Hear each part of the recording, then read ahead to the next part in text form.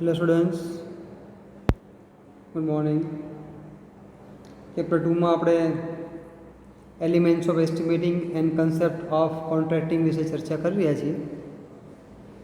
અગાઉના લેક્ચરમાં આપણે અલગ અલગ ટોપિક પર વાત કરી, કોસ્ટ ઉપર, પરચેઝ પ્રોસિજર ઉપર. આજે આપણે હવે કોન્ટ્રાક્ટ વર્ડ ઉપર ચર્ચા કરવાના છે. કોન્ટ્રાક્ટ શબ્દ ઘણી વાર તમે સાંભળેલો છે. કોન્ટ્રાક્ટ, એગ્રીમેન્ટ, પ્રપોઝલ વગેરે વગેરે શબ્દો આપણે સાંભળેલા હોય છે. આજે એના વિશે આપણે થોડુંક સાયન્ટિફિકલી, ટેકનિકલી એની વ્યાખ્યા સાથે ભણવાના છે. કોન્ટ્રાક્ટ શું છે? તો કોન્ટ્રાક્ટ એ એક પ્રકારનું લીગલ એગ્રીમેન્ટ છે. હવે એગ્રીમેન્ટ એટલે શું? તો કે એગ્રી થવું એટલે સંમત થવું એમ. તો એ એગ્રીમેન્ટ હંમેશા એક કરતાં વધુ એટલે કે બે વ્યક્તિઓ વચ્ચે એગ્રીમેન્ટ થાય. કોઈ એકલા માણસનો કંઈ એગ્રીમેન્ટ ના થાય. હું આજે મારી જાતને જે પ્રોમિસ આપું કે ભાઈ હું આજે 2 કલાક યોગા કરીશ, એમ નહીં. બે વ્યક્તિ વચ્ચે એગ્રીમેન્ટ થાય, બે વ્યક્તિ એક મેટર પર સંમત થાય ત્યારે જે છે એને એગ્રીમેન્ટ કહેવાય. તો કોન્ટ્રાક્ટ શું છે? Contract it is agreement between 2 parties. બરાબર છે? And it is written legal on sign document. Sign કરેલી હોય બંને પાર્ટીએ, લીગલ ડોક્યુમેન્ટ હોય, સરકારનું માન્ય સહી થયેલી હોય અને એ ડોક્યુમેન્ટ યોગ્ય હોય, સરકારી કાયદાકીય રીતે યોગ્ય હોય, એટલે કે સ્ટેમ્પ પેપરવાળું જે કે હોય, તો એ લખાણને કહેવાય કોન્ટ્રાક્ટ. એકચ્યુઅલી એક લેટિન વર્ડ છે કોન્ટ્રાક્ટમ, એના ઉપરથી આ કોન્ટ્રાક્ટ શબ્દ અસ્તિત્વમાં આવ્યો છે. કોન્ટ્રાક્ટમનો મતલબ એવો થાય છે કે કોઈ પણ બે વ્યક્તિ અથવા બે પાર્ટીને ભેગી કરવી છે. દે meet each other on a particular topic. Persons or parties drawn together भी ભેગા થાય, સંમત થાય. When 2 parties agreed on some proposal and they make some agreement in written form and it is legally registered, then it becomes a contract.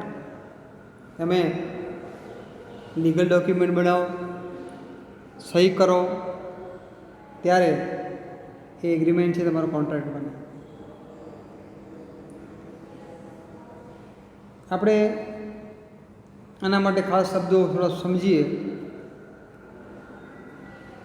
Proposal, agreement અને promise. સૌથી પહેલાં થોડું સમજીએ કે પ્રપોઝલ કોને કહેવાય. તો જ્યારે કોઈ એક વ્યક્તિ બીજી વ્યક્તિનો કોન્ટેક્ટ કરે અને એને એમ કહે કે ભાઈ હું આ ફલાણું તમારું કાર્ય જે છે, તમારું જે કામ છે, એ કામ હું કરી આપવા માટે તૈયાર છું અને એના માટે આટલા ચાર્જ થશે, અથવા તમારી આટલા મટીરિયલ રિક્વાયરમેન્ટ છે હું તમને પૂરી પાડીશ અને એના માટે ચાર્જ આ થશે, ત્યારે એને શું કહેવાય? પ્રપોઝલ કહેવાય. મિસ્ટર એ મિસ્ટર બી પાસે જાય છે અને મિસ્ટર બીને કહે છે કે તમારી આ રિક્વાયરમેન્ટ હું પૂરી કરીશ, ચાહે મટીરિયલની હોય કે કોઈ કાર્ય કરવાની હોય, જોબની હોય, સર્વિસ પૂરી પાડવાની હોય, તો એને પ્રપોઝલ કહેવાય કે મિસ્ટર એ તરફથી મિસ્ટર બીને આપવામાં આવેલી પ્રપોઝલ. બરાબર છે? તો જે વ્યક્તિએ પ્રપોઝલ આપીને એને પ્રપોઝર કહેવાય કે he is the person who has proposed the other person. એટલે એને પ્રપોઝર કહેવાય. અને એની આ જે ઈચ્છા છે કાર્ય કરવાની, his willingness is known as a proposal, એને પ્રપોઝલ. ફરી રિપીટ કરીએ. મિસ્ટર એ મિસ્ટર બી પાસે જાય છે. મિસ્ટર બીની અમુક રિક્વાયરમેન્ટ છે મટીરિયલની, તો મિસ્ટર એ મિસ્ટર બીને કહે છે કે હું તમારી આ રિક્વાયરમેન્ટ પૂરી કરીશ, ચાર્જીસ એટલા થશે. તો એને પ્રપોઝલ આપી કહેવાય મિસ્ટર બીને, અને મિસ્ટર એને કહેવાય પ્રપોઝર. ઓકે, હવે આ પ્રપોઝલ આપણે સમજ્યા, એને પ્રપોઝર સમજ્યા. હવે પ્રોમિસ કોને કહેવાય? તો ધારો કે મિસ્ટર બીને મિસ્ટર એની પ્રપોઝલ મંજૂર છે એ અગ્રીડ, એ એક્સેપ્ટેડ. મિસ્ટર બીને લાગે કે ભાઈ આ ભાવ જે આપ્યા છે મિસ્ટર એ દ્વારા આપવામાં આવેલા ભાવ યોગ્ય છે, હું એની સાથે સંમત છું અને હું એને એક્સેપ્ટ કરું છું. બરાબર. પછી એની proposal is accepted then it becomes a promise. તો પછી એ પ્રોમિસ બન્યું કહેવાય. A promise means an accepted proposal. Mister B દ્વારા મિસ્ટર એની પ્રપોઝલ મંજૂર કરવામાં આવી છે એટલે એને પ્રોમિસ કહેવાય. હવે બંનેને આ એક મેટર ઉપર સંમતિ બંને વચ્ચે નક્કી થઈ છે, પરંતુ હજી એ બધી ઓરલ ચર્ચા ચાલે છે, લેખિતમાં કશું છે ને. તો હવે એને લેખિતમાં મૂકવામાં આવે અને અમુક શરતો સાથે, ત્યારે એને એગ્રીમેન્ટ કહેવાય. પછી એને જ્યારે સહી કરવામાં આવે, એની પર સહી થાય અને લીગલ ડોક્યુમેન્ટ બનાવવામાં આવે એનું, ત્યારે એને કોન્ટ્રાક્ટ કહેવાય. એટલે 4 પગથિયાં, એટલે 4 સ્ટેપ્સ ભણ્યા. રિપીટ કરીએ આપણે. પહેલું પ્રપોઝર શું કરે? પ્રપોઝલ આપે. જેને પ્રપોઝલ મળી છે એ વ્યક્તિ સ્વીકારે તો એને પ્રોમિસ કહેવાય. બંને એક ડોક્યુમેન્ટ એનું તૈયાર કરે તો એને એગ્રીમેન્ટ કહેવાય. પણ એની ઉપર લીગલી સહી કરે, બંને સહી કરે અને લીગલ ડોક્યુમેન્ટના ફોર્મમાં એને તૈયાર કરે. લીગલ ડોક્યુમેન્ટ, લીગલ નિયમો સાથે, એના જે સ્ટેમ્પ પેપર સાથે, ત્યારે પછી એ કોન્ટ્રાક્ટ કહેવાય. તો આ વાતથી આપણે કોન્ટ્રાક્ટની વ્યાખ્યા, આપણને મિત્ર એક્ઝામની અંદર આ વારંવાર કોન્ટ્રાક્ટની વ્યાખ્યા પૂછાતી હોય છે. આમ પણ આપણને ખબર હોય છે કે વોટ ઇઝ કોન્ટ્રાક્ટ. કોન્ટ્રાક્ટ આપણે ઘણીવાર વાત કરીએ, મને કોન્ટ્રાક્ટ મળ્યો. મને કોન્ટ્રાક્ટ મળ્યો એટલે શું? મને આ કામ કરવાની સંમતિ મળી. એમ સામેની જે પાર્ટી છે એણે મને આ કામ આપ્યું. હવે તો કોન્ટ્રાક્ટ એટલે આપણે વાત કરીએ એમ એક પ્રકારનું કાયદાકીય એગ્રીમેન્ટ છે. એમાં શું શું હોય? તો કે એની અંદર કયા પ્રકારની કામગીરી કરવાની છે એ લખેલી હોય, કેવી રીતે કામગીરી કરશો એ લખેલું હોય, એની સમય મર્યાદા એટલે કે ટાઈમ લિમિટ આપેલી હોય, એના પૈસા પણ ફિક્સ કરેલા હોય, સ્ટેજ વાઇઝ કેટલું ટાઈમ પૂરું કરશો એવું લખ્યું. હવે તો સરકાર છે ને, ગવર્મેન્ટના ટેન્ડર એમાં લખેલું હોય કે જો 3 મહિનામાં આટલું કામ પતું છે પછી આટલા પૈસા મળશે, 6 મહિનામાં આટલું કામ પતું છે પછી બાકીના આટલા પૈસા મળશે, પછી 9 મહિનામાં આટલું કામ પતું છે પછી આટલા પૈસા મળશે, અને 12 મહિને બધું કામ પતી જાય પછી આટલા પૈસા મળશે. પહેલાંના જમાનામાં જેવું થતું હતું એવું નથી થતું. હવે તબક્કાવાર કામ માગે છે ને તબક્કાવાર પૈસા રિલીઝ કરતા જાય છે. બરાબર. પછી એમાં મટીરિયલના સ્પેસિફિકેશન લખ્યા હોય. ચલાવો. તો આવી રીતે એગ્રીમેન્ટ એટલે કે કોન્ટ્રાક્ટ તમે જે કર્યો છે કોન્ટ્રાક્ટ, એ કોન્ટ્રાક્ટની અંદર બધું ડિટેલમાં લખેલું હોય, સ્પેસિફિકેશન સાથે, રિક્વાયરમેન્ટ તમામ પૂરી, કયા તબક્કામાં કેટલું કાર્ય કરવું, કેટલો સમયગાળો શું એનો હોય, એની પ્રોસેસ શું, બધું લખેલું હોય એને કોન્ટ્રાક્ટ કહેવાય. હવે આપણે આ જે વેલિડ કોન્ટ્રાક્ટ છે એના એસેન્શિયલ એલિમેન્ટ શું, કોને આપણે વેલિડ કોન્ટ્રાક્ટ કહીએ? તો એક લીગલ મેટર, જેમાં લીગલ મેટર જેમાં સમાવેશ થયેલો હોય, લીગલી બનાવ્યું હોય, સહી થયેલી હોય, પ્રપોઝલનો ઉલ્લેખ હોય, યોગ્ય વાતાવરણમાં આ તૈયાર કરવામાં આવેલું હોય એગ્રીમેન્ટ, અને એનું પૂરેપૂરું ડોક્યુમેન્ટેશન હોય, તો એને આપણે વેલિડ કોન્ટ્રાક્ટ કહીએ. વેલિડ કોન્ટ્રાક્ટની અંદર ખાસ કરીને લીગલી એટલે શું કે કોઈ પબ્લિક લોનો ભંગ નથી થયો ને એમ. લીગલ મેટર શબ્દની અંદર ઘણું બધું ડેપ્થમાં આવે છે કે તમે જો સરકારના કાયદા કે બીજા કાયદા જે હોય એનો ભંગ ન થવો જોઈએ.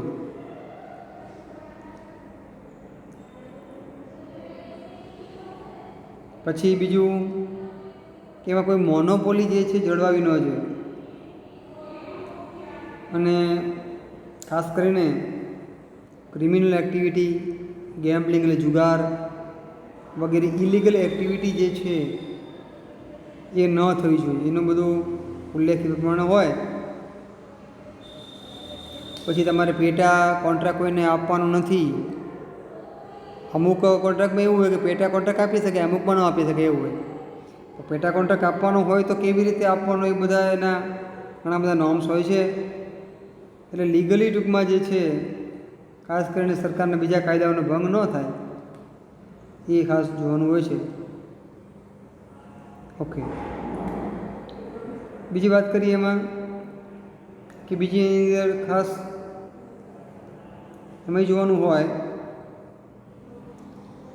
કે કોઈ માઇનર વ્યક્તિ એટલે નાના વ્યક્તિ, માઇનર પર્સન એટલે જે અત્યારે ખરેખર સરકારના કાયદા પ્રમાણે કામ કરવાને યોગ્ય નથી.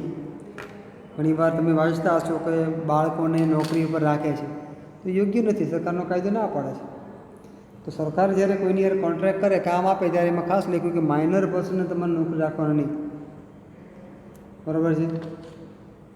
બીજું, મેન્ટલી અનસ્ટેબલ પર્સનને નોકરી રાખવાની એમાં ખાસ તો. અને આવા વ્યક્તિઓ કોન્ટ્રાક્ટ કરી પણ ન શકે એમ. સરકાર સાથે પણ કોન્ટ્રાક્ટ જ્યારે કરવાનું થાય ત્યારે સરકાર સાથે પણ આ લોકો કોન્ટ્રાક્ટ કરી શકતા નથી. પછી વાત આવે ઇકોનોમિકલ અને ફાઇનાન્શિયલ કન્સલ્ટેશન ખાસ જોવાની વાત આવે. એટલે ગવર્મેન્ટ તમને જ્યારે કોન્ટ્રાક્ટ આપે ત્યારે એમાં ખાસ ઘણી બધી શરતો હોય કે તમે આ સમયગાળામાં આ કાર્ય પૂરું નહીં કરો તો તમારા આટલા પૈસા તમારા કટ થઈ જશે. અને આ કામ પૂરું થયા પછી પણ શરતો અમુક હોય કે આટલામાં, ધારો કે રોડ બનાવવાનો છે તો રોડ બન્યા પછી 3 મહિના સુધી આમાં કંઈ ખાડા ના પડવા જોઈએ, અધરવાઇઝ તમારે ફ્રી ઓફ ચાર્જ રિપેર કરી આપવું પડશે. આ બધા કાયદા હોય. અને એના માટે સરકાર અમુક પૈસા છે ને એ લોકોને બાકી જ રાખે. જ્યાં સુધી રોડ પતી જાય અને એના પછીના 3 મહિના પતી જાય ત્યાં સુધી અમુક પૈસા બાકી રાખે, ન આપે ગવર્મેન્ટ એને.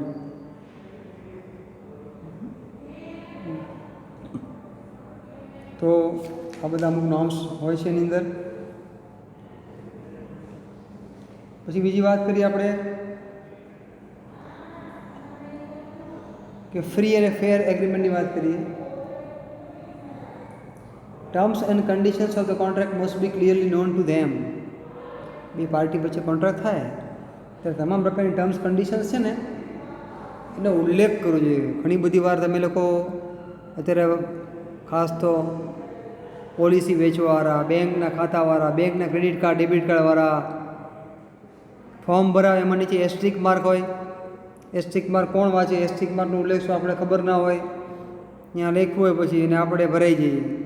એટલે ફેર એગ્રીમેન્ટ હોતા નથી, એ બધી ફેર પ્રપોઝલ હોતી નથી. એટલે અહીંયા ખાસ કહે છે કે ટર્મ્સ એન્ડ કન્ડિશન્સ બધી જે છે ક્લિયર હોવી જોઈએ બંને પાર્ટીને, કશું અંધારામાં રાખવાનું નહીં એમ. Contract should be an agreement without any mistake, misinterpretation and under influence of anybody. કોઈના દબાવમાં આવીને કોઈ ભૂલવાળો એગ્રીમેન્ટ ન હોવો જોઈએ કે કોઈ વાક્યનું બીજું અર્થઘટન થાય એવો પણ એગ્રીમેન્ટ ન હોવો જોઈએ. બહુ ટ્રાન્સપરન્ટ એગ્રીમેન્ટ હોવો જોઈએ, તો જ એને ફ્રી અને ફેર એગ્રીમેન્ટ આપણે કહી શકીએ. Contract must be in return format. Orally વાત ના ચાલે, બધું લીગલી સ્ટેમ્પ પેપર ઉપર કે એવા બીજા લીગલ ડોક્યુમેન્ટમાં એ થવો જોઈએ. સરકારના સ્ટેમ્પ પેપર ન હોય તો સરકારની એમાં જે છે ટિકિટ એવી જે આવે છે એ લાગવી જોઈએ. એને ફ્રેન્કિંગ કહે છે, ફ્રેન્કિંગ. એ ફ્રેન્કિંગ કરાવવું પડે, બરાબર. અને પછી વાત આવે ડોક્યુમેન્ટેશન ઓફ ધ કોન્ટ્રાક્ટ. એનું પ્રોપર ડોક્યુમેન્ટેશન હોવું જોઈએ. ખાસ કરીને કોન્ટ્રાક્ટ પેપરમાં શું શું હોય તો એમાં કેવા પ્રકારની સર્વિસીસ તમારે આપવાની છે હોય, એનું સ્પેસિફિકેશન ખાસ હોય, સમયનું હોય, terms and payment, condition of payment વગેરે વગેરે બધું લખેલું હોય. તો ડોક્યુમેન્ટ પરફેક્ટ હોય તો આપણે એને કોન્ટ્રાક્ટ વેલિડ છે એવું કહી શકાય. તો વેલિડ કોન્ટ્રાક્ટ વિશે આપણે આવું ભણ્યા. હવે કેટલા પ્રકારના કોન્ટ્રાક્ટ હોય એની થોડી ચર્ચા કરીએ આપણે. પહેલું આવે લમસમ કોન્ટ્રાક્ટ. લમસમ કોન્ટ્રાક્ટમાં શું છે? શબ્દો ખાસ શબ્દો પર સાંભળજો, ધ્યાન આપજો. લમસમ કોન્ટ્રાક્ટ છે. લમસમ કોન્ટ્રાક્ટની અંદર વાત કરીએ આપણે તો ઘણીવાર તમે તમારા મકાનને કલર કરાવો તો તમે કેવી રીતે કલર કરાવો છો? અમુક વ્યક્તિઓ એવું કે કલરવાળાને બોલાવે, પછી કે ચાલ આ મારું મકાન જોઈ લે. આમાં તારે કલર કરવાનું છે, કેટલા પૈસા થશે બોલી જા. એમાં દિવાલનું માપ સાઈઝ શું છે એ બધું ના ગણતરી કરવામાં આવે. ખાલી એવી વાત થાય કે ભાઈ તારે આટલા કોટ આટલા હાથ કલરના કરવાના છે, 1 હાથ 2 હાથ 3 હાથ મારવાના, એમાં 2 વાર તારે કલર કરવાનો કે 3 વાર કલર કરવાનો, એટલી જ ચર્ચા થાય. અને એમાં બહુ બધું એવું કહી દે ભાઈ મારે આ કંપનીનો કલર જોશે અને આ પ્રકારનો કલર જોશે અને આટલા હાથ કરવાના બોલ ભાવ બોલી જાય. તો એ લમસમ કોન્ટ્રાક્ટ છે. પરંતુ બીજી કોઈ વ્યક્તિ હોય એને એમ કે ભાઈ જો એક કામ કર, મારે આ કંપનીનો કલર જોઈએ છે, આટલા હાથ મારવાના છે, પણ તું ચોરસ ફૂટ ઉપર ભાવ બોલી જાય. તો આપણને એમ થાય કે દિવાલમાં લંબાઈ પહોળાઈ મારે માપવી પડશે અને 1 ચોરસ ફૂટના આટલા રૂપિયા, તો આટલા ચોરસ ફૂટના કેટલા એવી છેલ્લે મારે ગણતરી કરવાની રહેશે. તો એ છે ને તમે ચોરસ ફૂટ ઉપર કોન્ટ્રાક્ટ આપ્યો કહેવાય, એટલે લમસમનો આપ્યો કે લમસમ એટલે ઉદ્ધળ ઉચ્ચક જેને આપણે કહીએ. એમાં અગાઉથી કોઈ પણ પ્રકારનું મેઝરમેન્ટ કર્યા છે આપણે એમનેમ જ ઉચ્ચકમાં જ આપણે કોન્ટ્રાક્ટ આપીએ છીએ. ઉચ્ચક કોન્ટ્રાક્ટમાં અમુક ગેરફાયદા છે, ટ્રાન્સપરન્સી બહુ રહેતી નથી. એમાં અગાઉથી રકમ ફિક્સ થઈ જાય કે આ મારું આટલું મકાન છે, જોઈ લે તું કેટલા રૂપિયા થશે વાત કરી લે.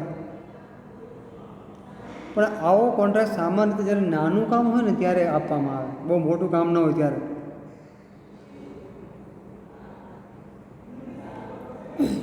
ઘણી બધી વાર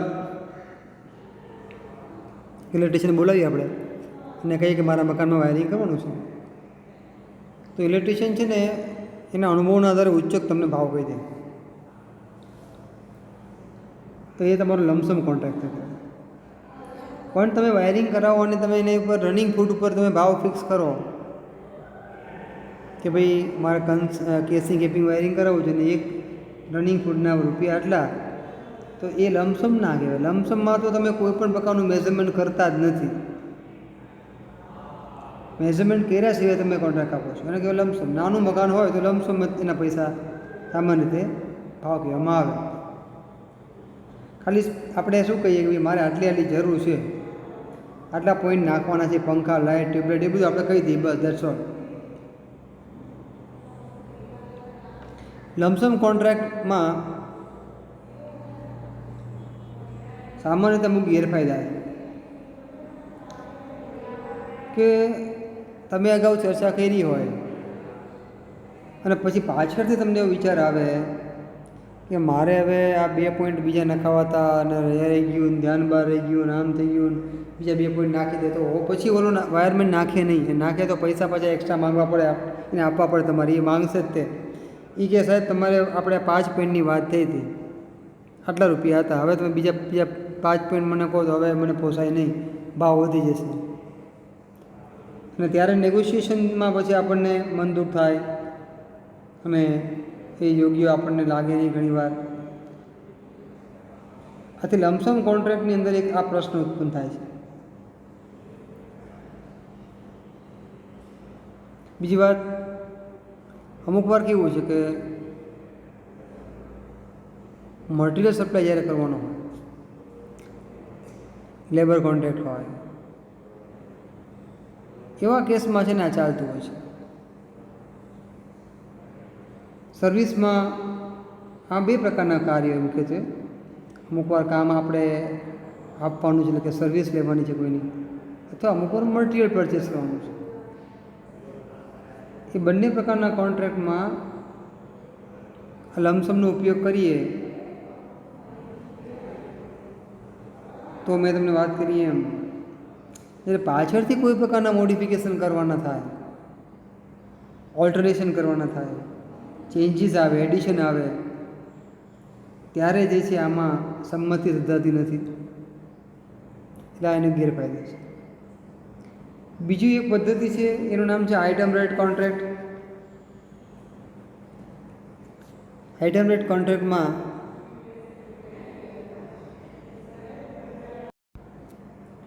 આ પ્રકારની જે પદ્ધતિ છે આઇટમ રેટ કોન્ટ્રાક્ટ, એની અંદર contractor quotes the rates of small unit of work. Small unit of work એટલે શું? આપણે એક બહુ મોટું કાર્ય લઈને બેઠા છીએ, મોટું કાર્ય છે, બહુ મોટો પ્રોજેક્ટ છે, પણ એના નાના યુનિટ માટેના આપણને ભાવ આપવામાં આવે. એટલે ઇન શોર્ટ કહીએ ને તો આપણે એક એકમ માટે ભાવ આપવામાં આવ્યો કહેવાય કે ભાઈ તમે 1 ફૂટ ધારો કે 10 મીટર વાયરિંગ કરો તો આટલા પૈસા, પછી 10 મીટર વાયરિંગ કરાવો પછી 10-10ના સ્લેબમાં પછી 20 મીટર થયું, 30 મીટર, 40 મીટર, કેટલું વાયરિંગ છે ખબર નથી, બરાબર. તો ધારો કે આપણે ઉદાહરણ તરીકે એક ઘરમાં વાયરિંગ કરાવી, 1 મીટર વાયરિંગનો ખાલી ભાવ નક્કી કરી નાખીએ, બસ 1 જ મીટરનો. 1 મીટર વાયરિંગ કરવાના 50 રૂપિયા. તો ઘરમાં પછી જેટલા રનિંગ ફૂટ વાયરિંગ થાય ને ગુણ્યા 50 કરીને તમારે પૈસા આપવા પડે. આ પદ્ધતિમાં શું કરવામાં આવે છે? The contractor quotes the rate for small unit of work. The whole job work is divided into number of small units of work. આખું જે મોટું કાર્ય છે ને એ નાના નાના કાર્યમાં ડિવાઈડ કરી દેવાનું. And then total number of units of work are summarized. પછી બધા યુનિટનો સરવાળો કરવામાં આવે અને આને જે કહેવામાં આવે છે વેલ્યુ કોન્ટ્રાક્ટ, બરાબર. તો આજે આઇટમ રેટ કોન્ટ્રાક્ટ તમારું જે છે એના અમુક ફાયદા છે. આમાં કામ મોટું હોય, એના નાના નાના ભાગ પડી દીધા છે તો સ્ટેજ વાઇઝ તમે પૈસા આપી શકો કે ચલો 50 મીટરનું કાર્ય થયું તો એટલે 50 મીટરના પૈસા આપી દે, ચાલો વાંધો નહીં, હાલ બસ એમ જરૂર હોય તો વાયરમેન્ટ. અને દરેક સ્ટેજે તમે કમ્પ્લીટ ચેકિંગ કરી શકો છો, બરાબર છે. અમુક ગેરફાયદા પણ હોય છે કે આમાં તમને ટોટલ કોસ્ટ ખબર ક્યારે પડે તો કે પ્રોજેક્ટ પતે પછી ખબર પડી, પહેલાં ખબર ના પડે, કારણ કે તમે કોઈ પ્લાનિંગ જ નથી કર્યું અગાઉથી કેટલા મીટર કાર્ય થશે એટલે, બરાબર છે. તો આને કારણે ઘણીવાર શું થાય ખબર, પ્રોજેક્ટનો ટોટલ ખર્ચો વધી પણ જાય. તમે પ્રોજેક્ટનો ખર્ચો અગાઉથી પ્લાનિંગ કર્યો નથી અથવા કર્યો છે તો તમે અમુક અમાઉન્ટ વાયરિંગ લીધી છે, પણ આઇટમ રેટ કોન્ટ્રાક્ટના કારણે વાયરિંગની સાચી કિંમત અગાઉથી ખબર નહોતી, જે પાછળથી ચેન્જ થઈ ગઈ, આથી પ્રોજેક્ટનો ખર્ચો વધી જવાની શક્યતા રહેલી છે. હવે ત્રીજી પદ્ધતિ આવશે, એનું નામ છે cost price plus percentage contract. Cost price plus પર્સન્ટેજની અંદર શું આવે છે તો કે આમાં કોન્ટ્રાક્ટરની fee, contractors fee is based on percentage of the total cost of project. એટલે ટોટલ જે આખા પ્રોજેક્ટનો ખર્ચો થાય એના પર્સન્ટેજમાં જે છે કોન્ટ્રાક્ટરની ફી નક્કી થાય, જે ઘણીવાર 10 થી 15% હોય છે. ધારો કે તમે અત્યારે અમુક આર્કિટેક્ચર હોય ને એની પાસે જાઓ ને તો એમ કે ભાઈ મારી ફી જે છે એ ટોટલ પ્રોજેક્ટ કોસ્ટના 3% થાય. હવે આપણને થાય સારું 3% એટલે કેવી રીતે પૈસા ના આપવાના એમ. પછી પાછા એના નિયમો હોય કે ભાઈ તમારે ફર્નિચર કરાવડાવવું હોય તો 20 લાખથી ઓછું ફર્નિચર થવાનું હોય તો મારે તમારું કામ નથી કરવાનું. 20 લાખની ફર્નિચરની તમારે તૈયાર રાખવી પડે. 20 લાખના ફર્નિચરમાં ઉદાહરણ તરીકે 3% કમિશન લે આર્કિટેક્ચર, એટલે સોરી ઇન્ટિરિયરની વાત કરીએ આપણે. ભાઈ ઇન્ટિરિયર પાસે આપણે જઈએ ને ઇન્ટિરિયર કે ભાઈ મારી 3% ફી અને 20 લાખથી ઓછાનું ફર્નિચરને બધું ન થવું જોઈએ, બધું ઇન્ટિરિયર ખાલી ફર્નિચર નહીં, બધું ઇન્ટિરિયર તમારા ઘરનું 20 લાખનું થવું જોઈએ તો તમારું કાર્ય કરવું. આપણે હા પાડીએ તો 1 લાખના 3,000 રૂપિયા, એટલે 10 લાખના 30,000 રૂપિયા અને 20 લાખના 60,000 રૂપિયા થાય. તો એની ફી 60,000 રૂપિયાની આશરે થાય.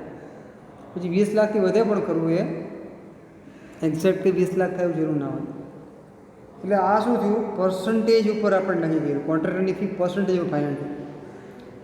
તો તમે જે ઇલેક્ટ્રિકલ પ્રોજેક્ટ કાર્ય કરવા માગો છો એ પ્રોજેક્ટ જે છે એ તમે જેને સોંપશો કોન્ટ્રાક્ટરને એને કેટલી ફી નક્કી કરી, 10%, 12%, 11%, 15%, ડિપેન્ડ્સ. આપણે એક ઉદાહરણ લઈએ કે ધારો કે તમારો એક પ્રોજેક્ટ છે, પ્રોજેક્ટની કોસ્ટ છે 3,60,000 રૂપિયા છે. અને એ 3,60,000 જે કિંમતનો પ્રોજેક્ટ છે એમાં 12% તમારે કોન્ટ્રાક્ટરને ફી આપવાની છે. કોન્ટ્રાક્ટર નહીં, કોન્ટ્રાક્ટર.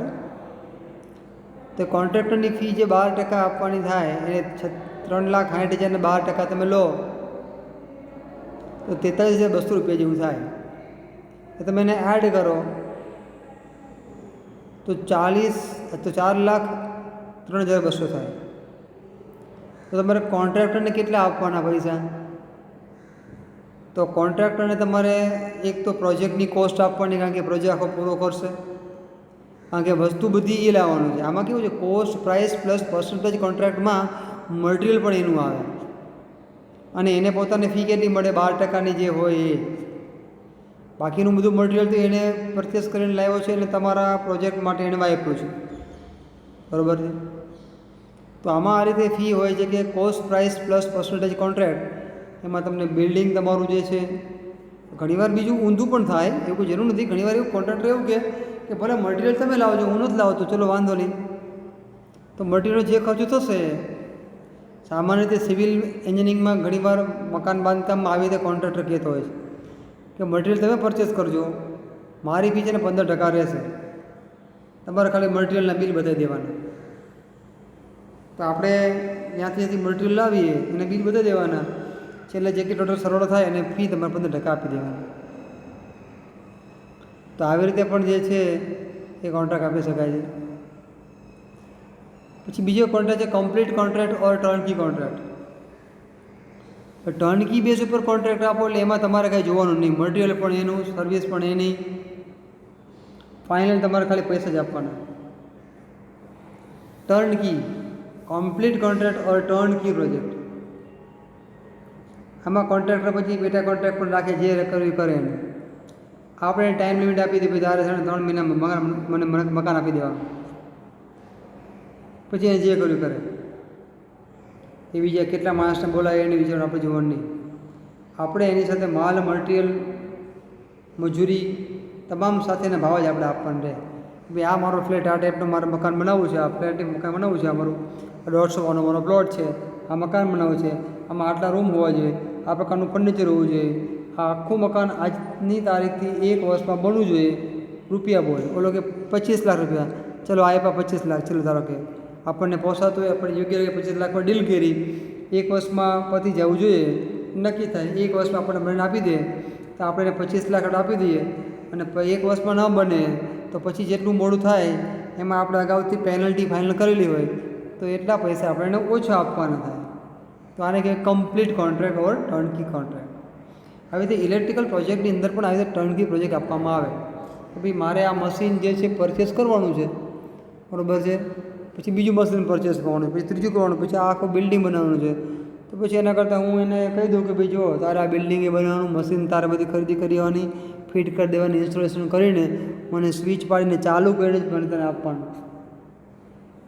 અને 2 વર્ષમાં તારે આ બધું બનાવી નાખવાનું, બધા મશીન પરચેસ કરીને ઇન્સ્ટોલ કરીને તારે મને 2 વર્ષમાં ચાવી આપી દેવાની ચાલુ કરીને. જો બની જાય તો આ પ્રોજેક્ટના 2 કરોડ તારા, અને જો ન બને તો જેટલું લેટ થાય એમાં આટલી પેનલ્ટી તને હું કરીશ, એટલે એટલા પૈસા તારા કપાઈ જશે. તો એને કહેવાય ટર્નકી પ્રોજેક્ટ. પછી વાત હવે આવી રીતે આપણે એક જે છે એક લેબર કોન્ટ્રાક્ટ પણ કરી શકીએ છીએ, અને એક આવે મટીરિયલ સપ્લાય કોન્ટ્રાક્ટ. મટીરિયલ સપ્લાયના કોન્ટ્રાક્ટમાં શું હોય, એમાં આપણે એને વાત કરેલી હોય કે અમારે આ રાઉન્ડ ધ યર આ મટીરિયલની ઇલેક્ટ્રિકલની જરૂર પડે છે. અમારે ઇન્સ્યુલેટર જોઈએ છે, અમારે સ્વિચીસ જોતી હોય છે, અમારે એમસીબી જોઈએ છે, ફ્યુઝ જોઈએ છે, મેઇન સ્વિચ જોતી હોય છે અમારે, વગેરે વગેરે આપણે એને સમરી લખીને આપી દઈએ. અને આ પ્રકારના સ્પેસિફિકેશન મારી આઈએસ કોડવાળી મારે વસ્તુઓ જોશે, અને હું જ્યારે તને ફોન કરું, મારે જરૂર પડે ત્યારે 2 દિવસમાં મને વસ્તુ મળી જાય જોઈએ. ઉદાહરણ તરીકે 2 દિવસ ટાઈમ ફિક્સ કરી દેવાનો, તો આપણે કરાર કરીએ એમ. તો જે મટીરિયલ સપ્લાય કોન્ટ્રાક્ટ હોય, સામાન્ય રીતે મોટી મોટી સંસ્થાઓ હોય કે જે બલ્કમાં મટીરિયલ પરચેસ કરતી હોય, એ આવું કરે. For bulk material purchase, the tenders are floated for wholesale dealers, distributors and manufacturers. અને એ ટેન્ડરની અંદર બધા સ્પેસિફિકેશન દરેક મટીરિયલના આપ્યા હોય.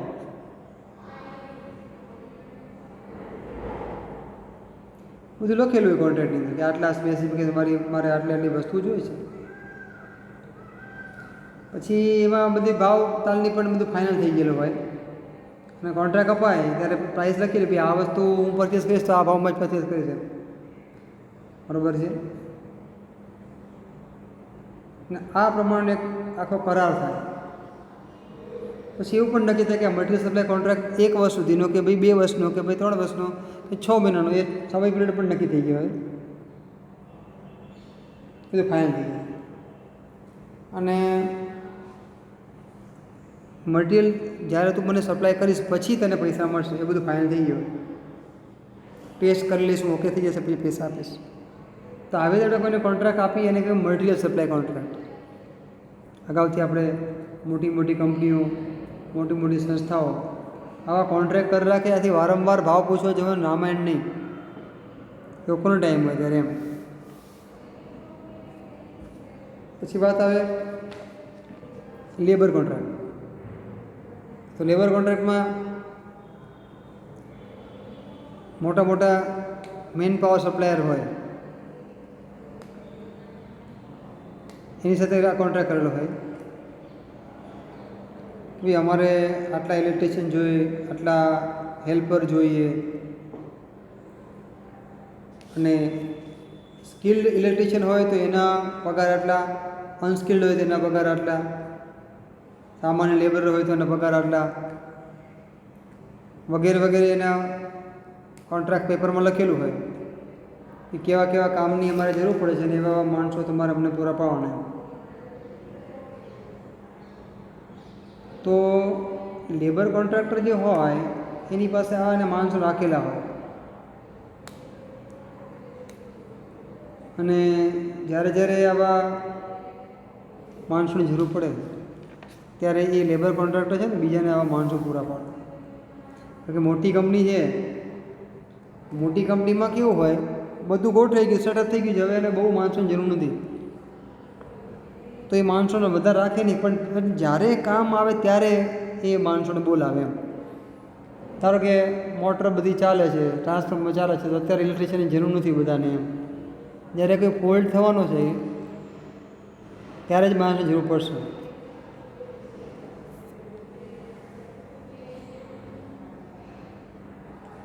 પછી એવો કોન્ટ્રાક્ટ કરવામાં આવે કે ફોલ્ટ થાય ત્યારે ઇલેક્ટ્રિશિયનને હું બોલાવીશ તારી પાસેથી અને ઇલેક્ટ્રિશિયનને આટલા પૈસા આપીશ, આ પ્રકારનો ફોલ્ટ થયો છે, આ કામ કરવાના આટલા પૈસા આપીશ, આ પ્રકારનો ફોલ્ટ આટલા પૈસા આપીશ.